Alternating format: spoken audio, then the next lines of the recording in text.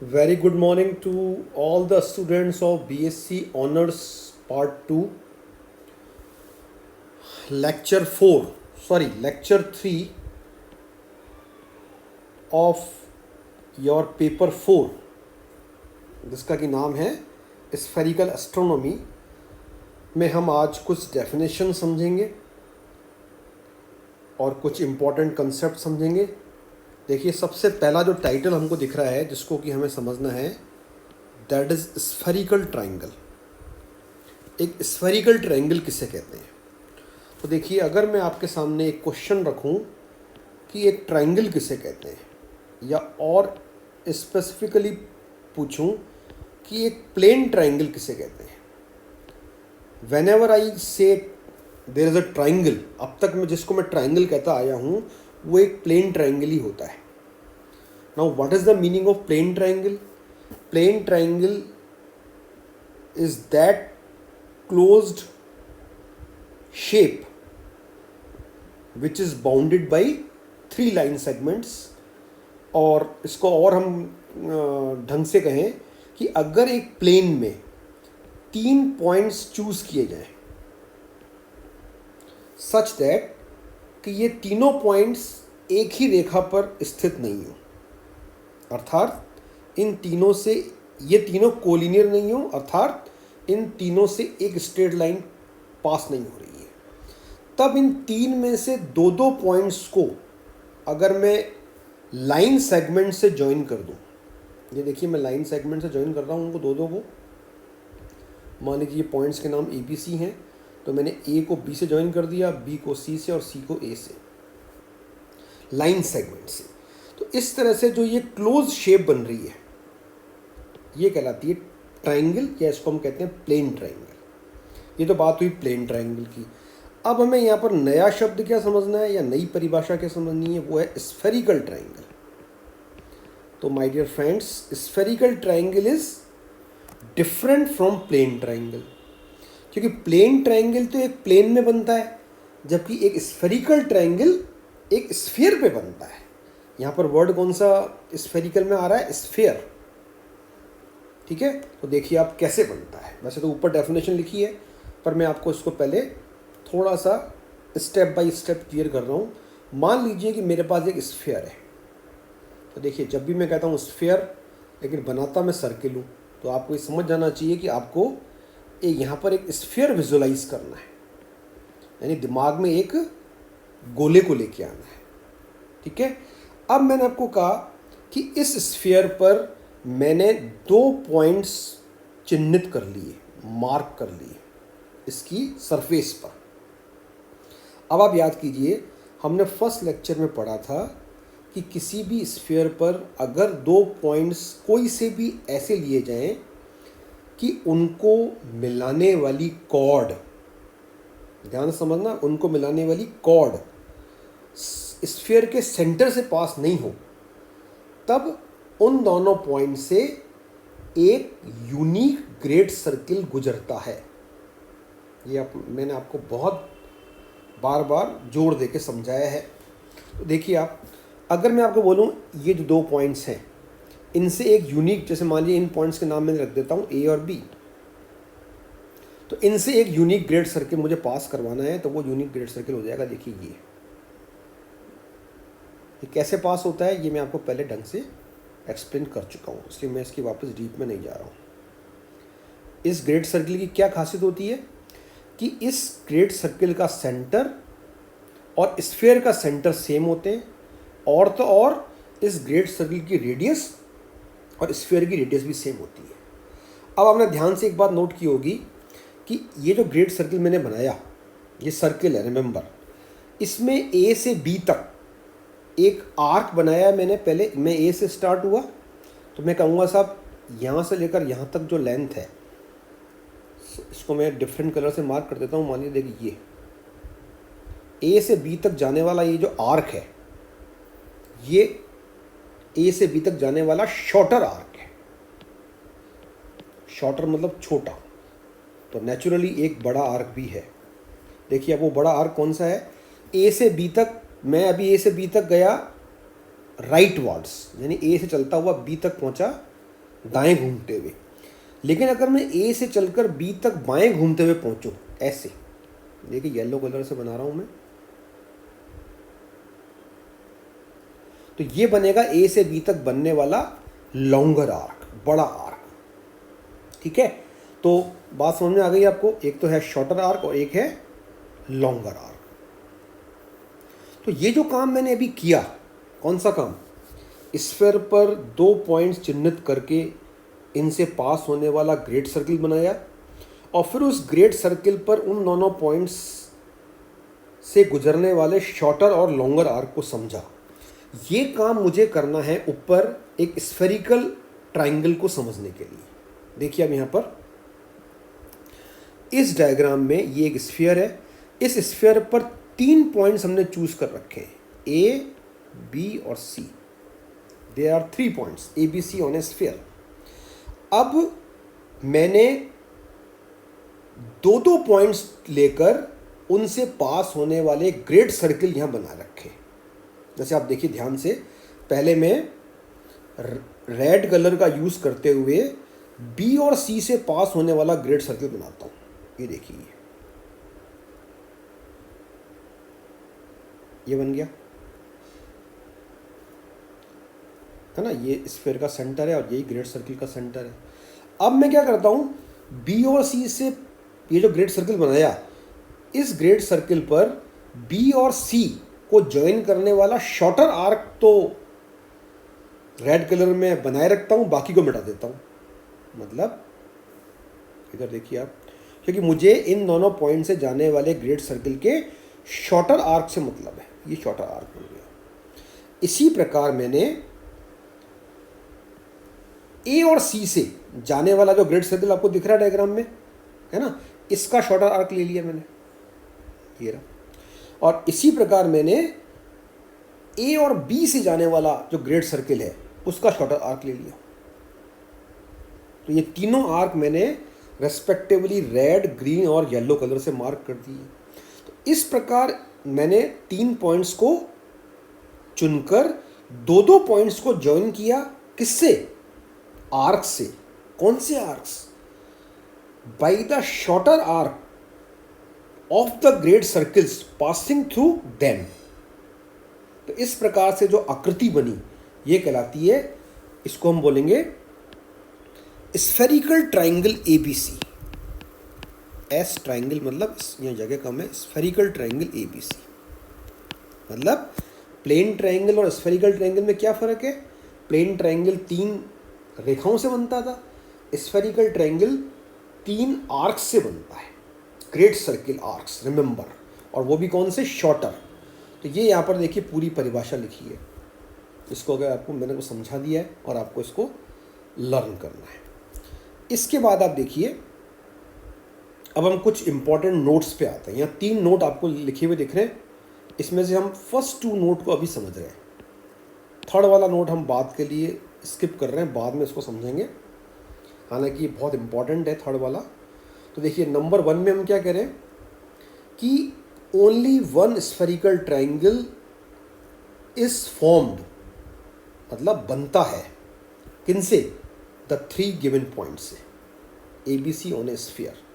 मतलब ये हुआ कि अगर आपको एक गोले पर 3 कोई से भी पॉइंट चिन्हित करके दे दिए जाए, तो उन तीनों पॉइंट से जाने वाला केवल एक ही स्फेरिकल ट्राइंगल बन सकता है। इसका रीज़न आपको क्लियर होगा, क्योंकि 3 में से अगर हम कोई भी 2 पॉइंट लेकर ग्रेट सर्किल का निर्माण करें तो वो ग्रेट सर्किल यूनिक होता है। इसका मतलब उन दोनों पॉइंट से गुजरने वाला आर्क यूनिक होगा।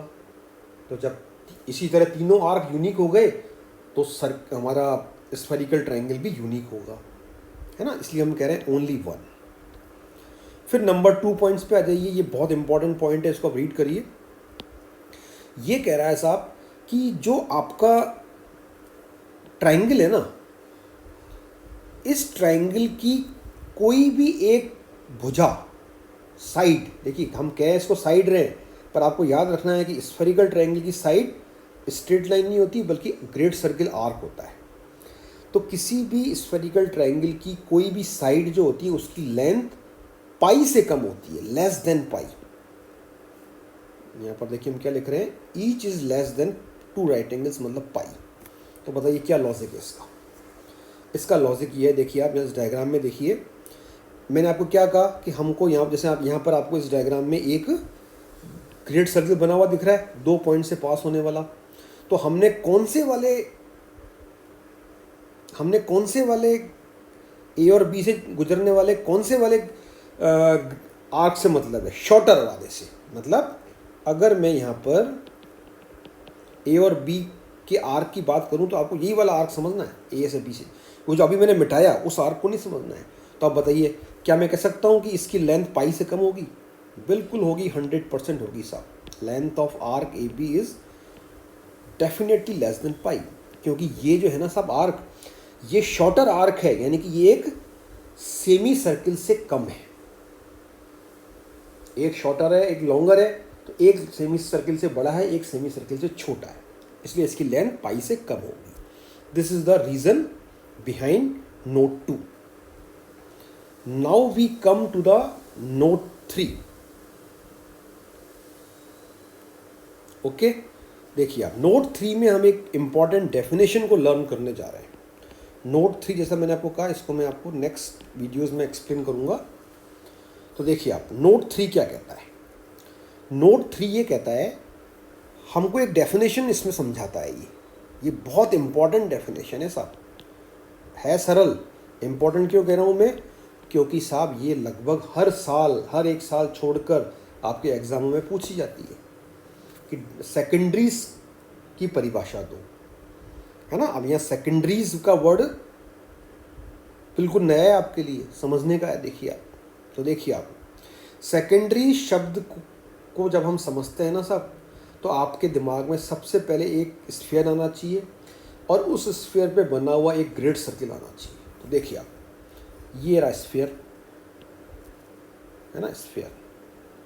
और इस स्फीयर पर कोई सा भी हम एक ग्रेड सर्किल बना लें। तो सुविधा के लिए मैंने यहाँ पर एक ग्रेड सर्किल जिसको मैंने बनाया वो है ये वाला।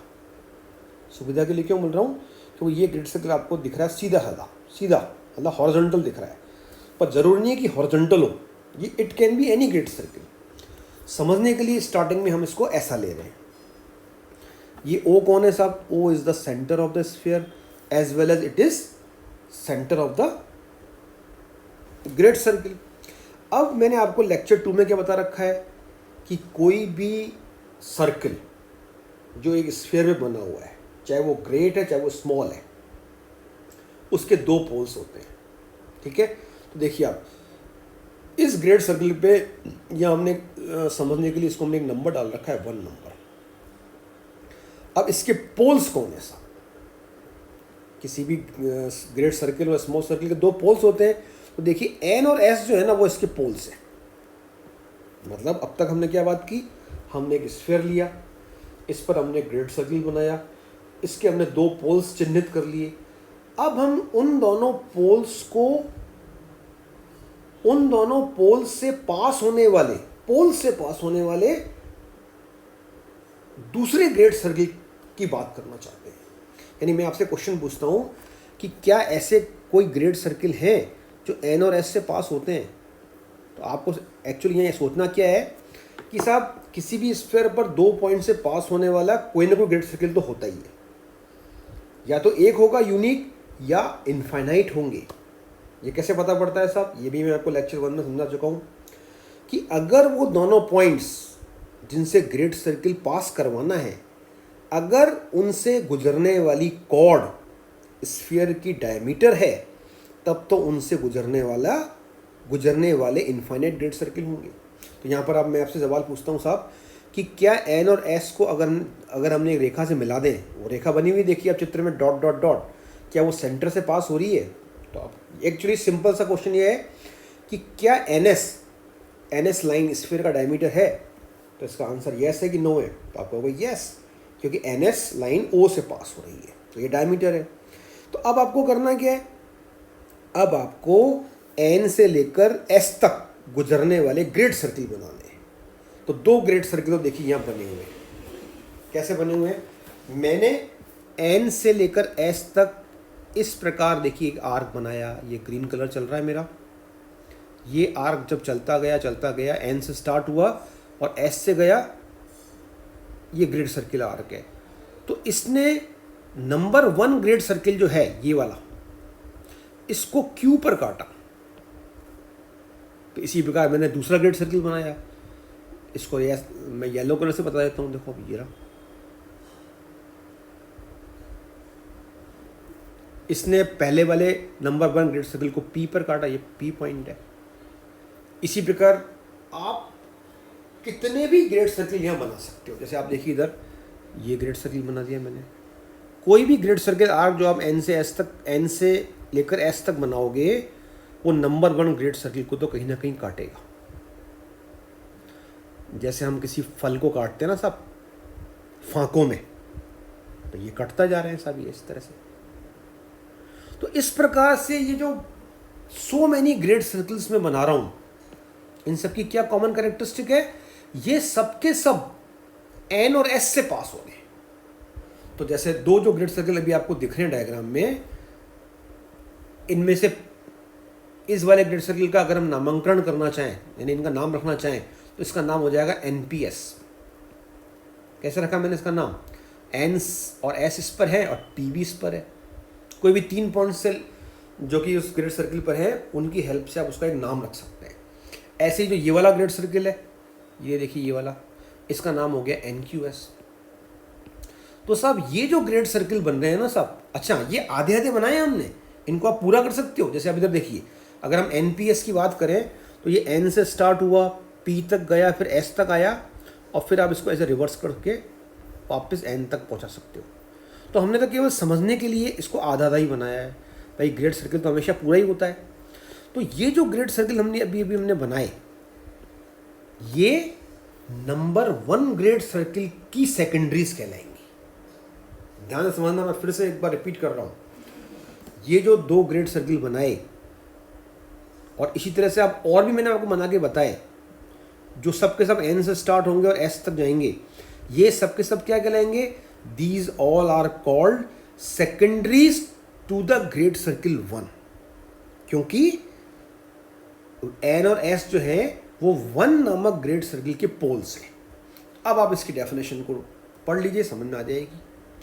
All the grade circles which pass, all the मतलब infinite, which pass through the poles of a given grade circle are called secondaries to the given grade circle, which in turn is called a primitive circle, primary circle। मतलब ये हुआ, इस last के words का मतलब क्या हुआ यहाँ से यहाँ तक, कि साहब जो नंबर 1 ग्रेड सर्किल है ना, जिसके लिए पोल्स से हमने ग्रेड सर्किल बनाए, जिसके पोल से, वो खुद प्राइमरी सर्किल कहलाता है।